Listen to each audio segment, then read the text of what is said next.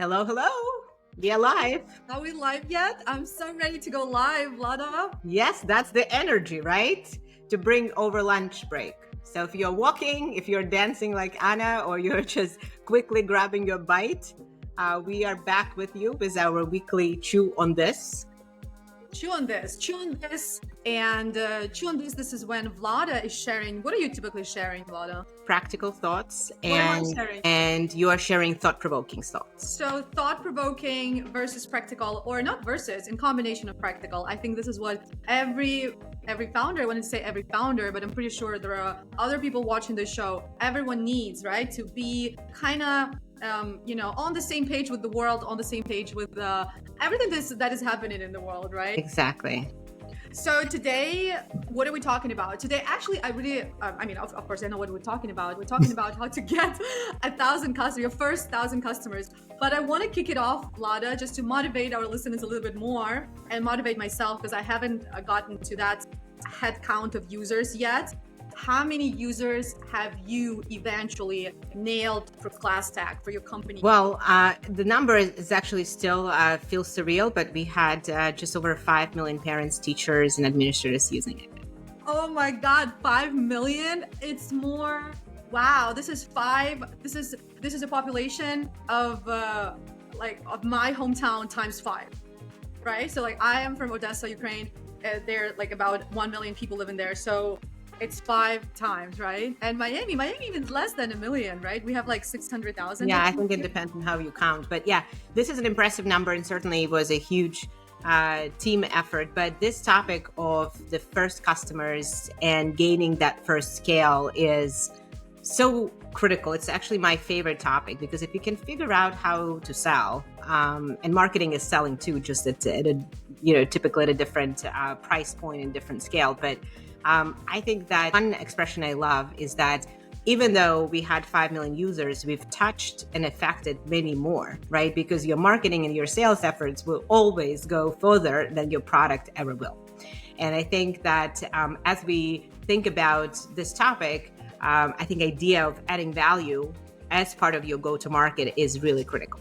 And with that, Anna, we'll start with our Blitz round. Yeah, to be honest, I really want you to start with the Blitz round. And let me first launch this conversation with a question, right? So the Blitz round is your top 3 tips to get that 1,000 users. Well, users or customers, let's just brainstorm on this. So Vlada, I'm going to time it 3 minutes. Or just 3 minutes, go. Take as much time as you want. We really want, I personally want to learn, and I'm pretty sure everyone wants to learn. What are your top 3 tips? Yes. So I think we'll go into strategies later, but my top 3 tips are: 1, there is no one way to grow your sales and get your customers. And a lot of people say, hey, I have XYZ product. Tell me, how do I get those customers? And the point is that nobody can tell you, only your customers can, because they will vote with their wallet. And so regardless of what gurus say, or what we big gurus tell you here, or other ones, it doesn't matter. At the end of the day, tip number 1 is you can only listen to your customers, because they will show it to you with their signups, with their wallets, and whatever other commitment you're asking them to give you. Number 2 is, if you find one channel that works, you have to put all your efforts and energy into this. Too many folks that I'm seeing that are early founders, they are doing 50 different things, then they don't know what is working, and they are too fragmented with very limited resources. And so when we talk about product market fit and actually finding traction and scale, it has to be one customer persona, one message, one offer, one channel. And so once you nail that, right? Once you nail that, then you can expand. But it can take you, frankly, years and substantial scale in that one combination. And so that is, I think, really, really critical, because we as founders are afraid to say no, right? So as they say, strategy is as much about what you say yes to as what you say no to. And in this case, when you find something working, double down, lean in, make it perfect. And that requires focus.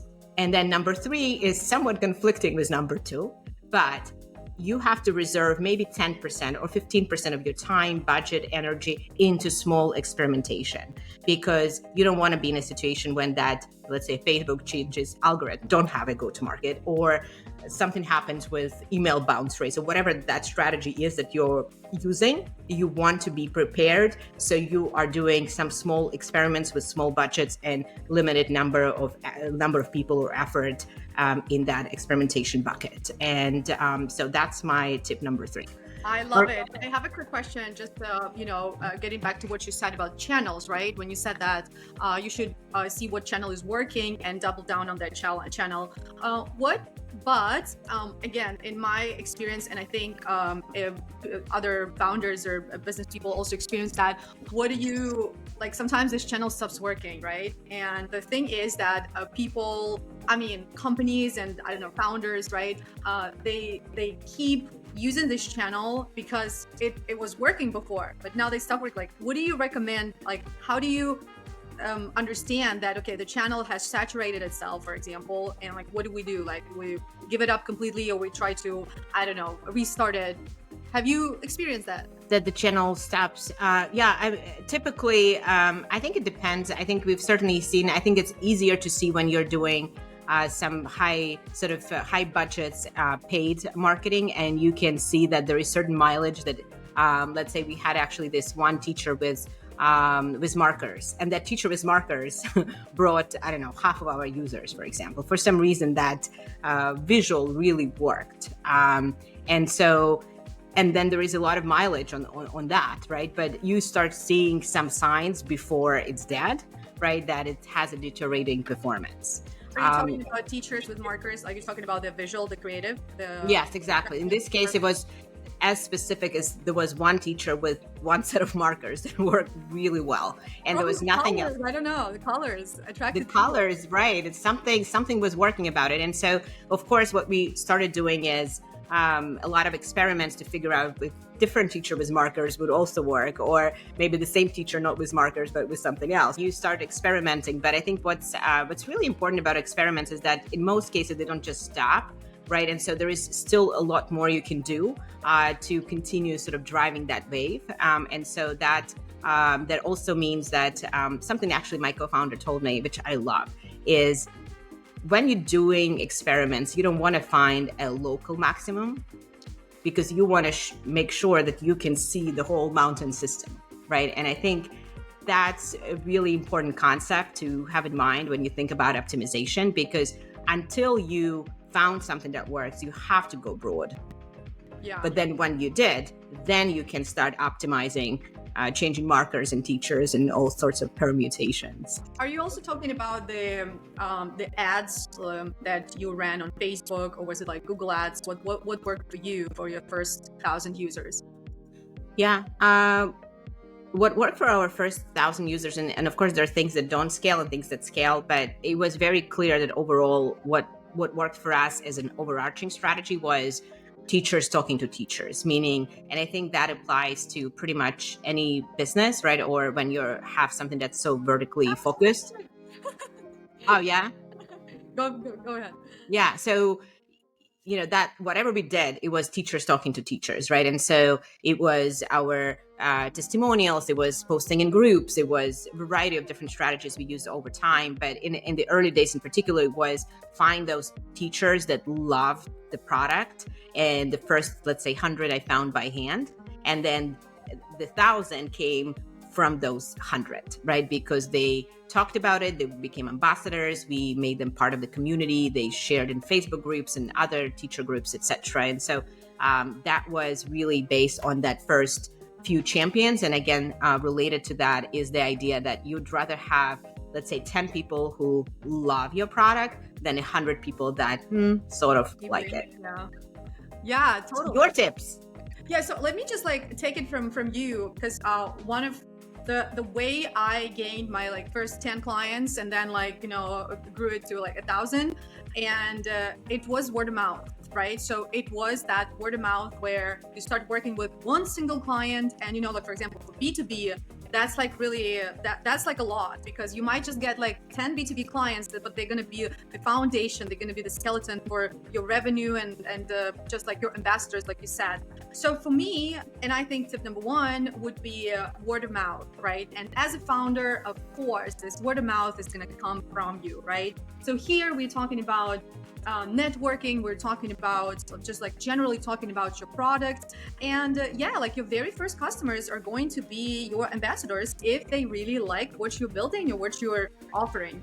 And here I would say that tip number two would be create value, first of all, right? So you might not be so much focused on charging people right away, but creating value and having people understand, oh my God, this is the value that I'm getting, pricing, right? Because honestly, I believe, and this is not my opinion solely, but people have the money to pay what they value, right? So you may charge $5, you may charge $25, and the same person will be ready to pay either 5 or 25, depending on the value they get, right? Depending on what they can find on the market and what they get from you personally. So definitely creating value, and I'm pretty sure all these sayings that give before you ask to receive, right? And they've been around since probably the people started communicating, with each other. So that's something, and that concerns not only your life in general, but business too, right? So, and customers are people, and they buy from people. So technically,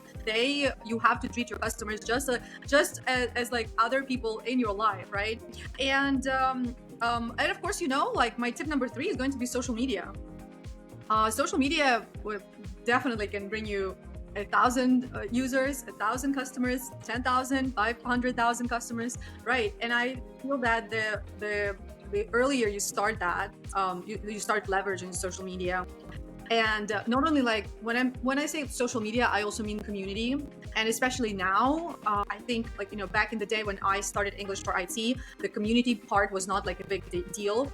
But I believe that now creating community around your idea, around your business, around your product, will definitely help you bringing those 1,000 customers. And you know what? You won't probably have to pay for these people, because you will gather the community around the value you create and around like, I don't know, free knowledge sharing or some other freebies, or just like, collaboration. And these people are going to be your early adopters, and they are going to be your ambassadors. So definitely community and social media. And especially like you have to see the trends of your customers, right? Like are you catering to Gen Z population? Are you catering to millennials? Like, and see what they value. Like, for example, for Gen Z, if your product is for Gen Z, but even if your product is not it hasn't been developed for Gen Z, but now we live in the Gen Z world, right? So we kind of have to modify our products a little bit and see how we can offer it to Gen Z. If we want to keep on the flow, like if we want to still do what we do.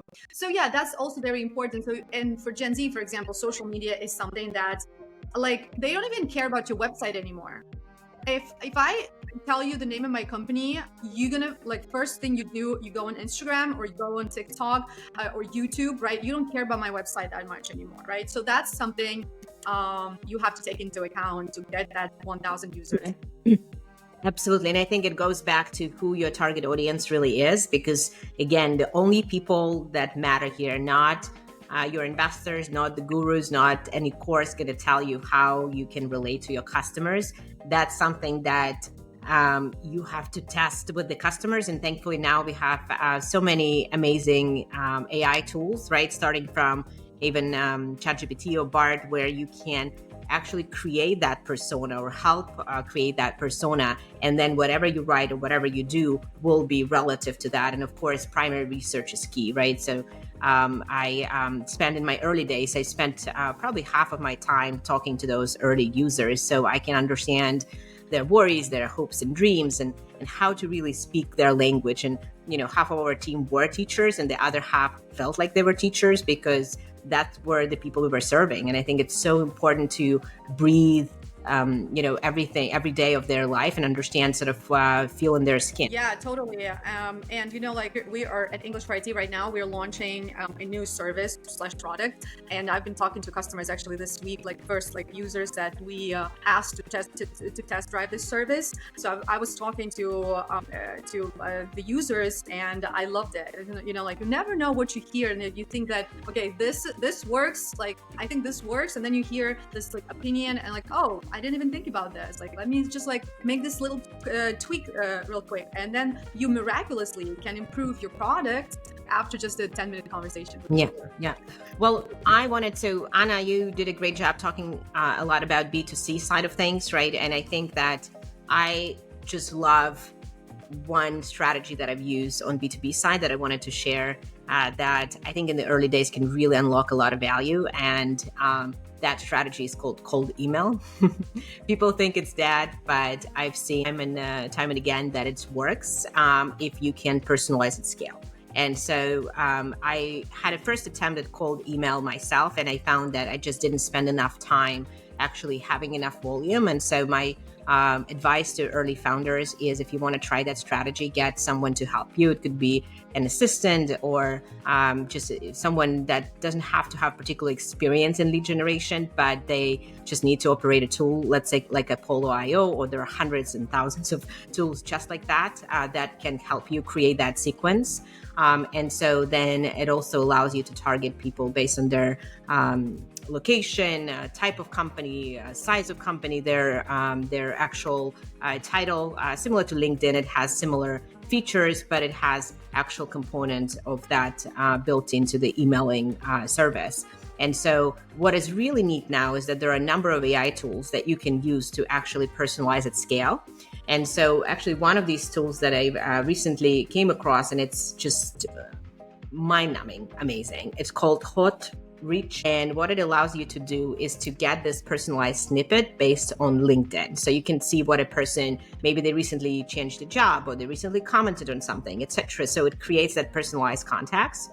And effectively it's job to create a perfect first liner, right? That makes it custom and relevant. And so in tools like Apollo, you can then use that to make it a custom attribute. You can also even do it at scale. So you just load up a bunch of LinkedIn profiles and it will pull that data and suggest first liners. And then you can upload it into a system like Apollo. And so now you've got just as if you have an army of people writing those custom emails, but it is a numbers game. But there is, if you are offering something of value to the targeted list of people that you know will benefit from that value, you are doing them a service in mind. And then amazing, the last bit.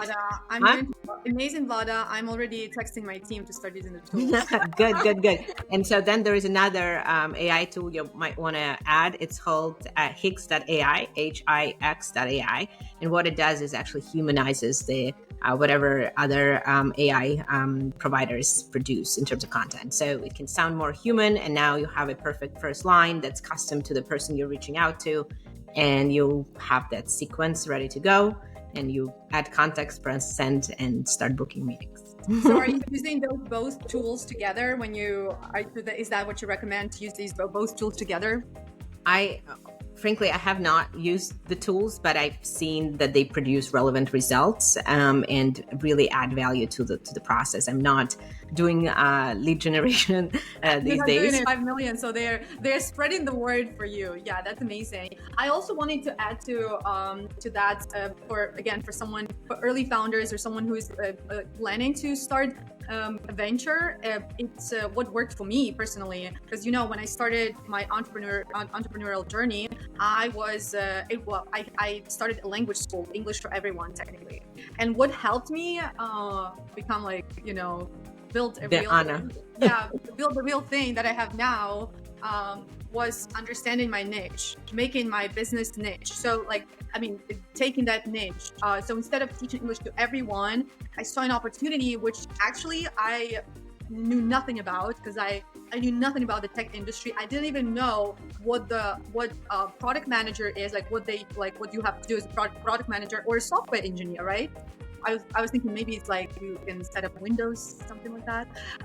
So complete noob. But when you understand the niche that you want to work in or you can work in, that will also help you get your users, because people will, because like, for example, if I am a tech professional and I want to improve my communication skills in English, my company is the first one to pop up, or it's actually the first 5 companies, like when you Google, to come to pop up, right? Because it's very targeted. So niche businesses is a thing, right? And if like, don't worry about the fact that the niche is too small. Sometimes a really small niche allows you to charge a really high checks, right, to a fee. So technically that's and it helps to find those customers or find users and turn them into customers. Right. And also create this word of mouth, because then they would start saying, hey, oh, you're an IT professional, there is this opportunity for you, right? And so I think if there is one lesson to take away from today, this is it,